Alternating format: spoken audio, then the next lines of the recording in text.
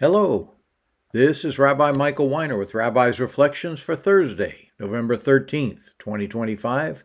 Shalom. Psalm 39, verses 1 through 3, Part 1.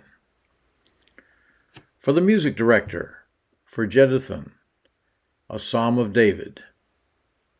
I said, I will guard my ways, so I will not sin with my tongue.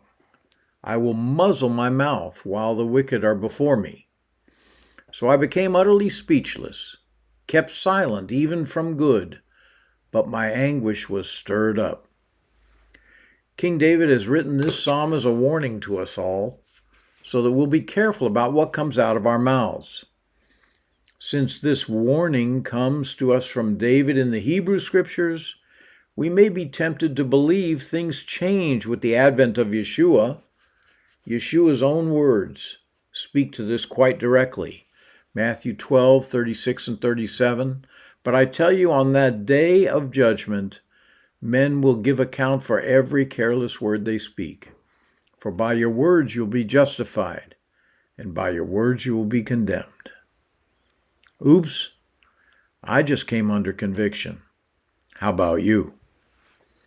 Before you glibly offered, but there's grace for that, we are reminded of Paul's words on this to the Ephesians.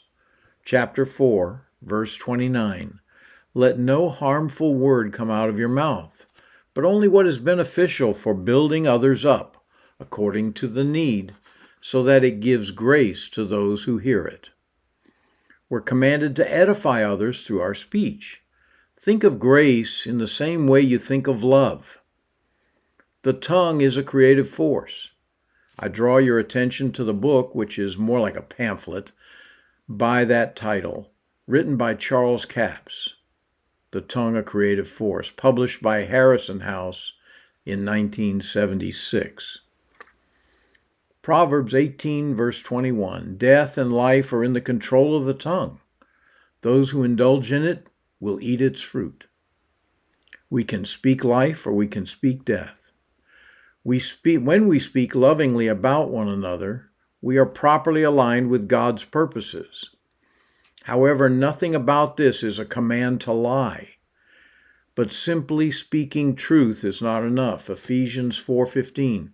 Instead, speaking the truth in love, we are to grow up in all ways into Messiah, who is the head. Speaking the truth in love is actually a sign of maturity.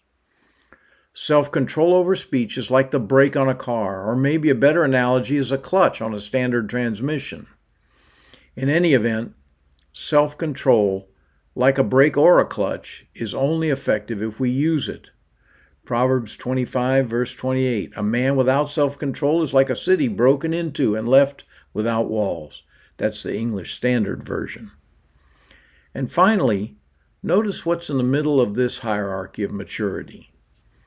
2 Peter 1, 5, 6, and 7. Now, for this very reason, making every effort, add to your faith virtue, and to virtue knowledge, and to knowledge self-control, and to self-control patience, and to patience godliness, and to godliness brotherly love, and to brotherly love love. Let's do that. Shalom, shalom.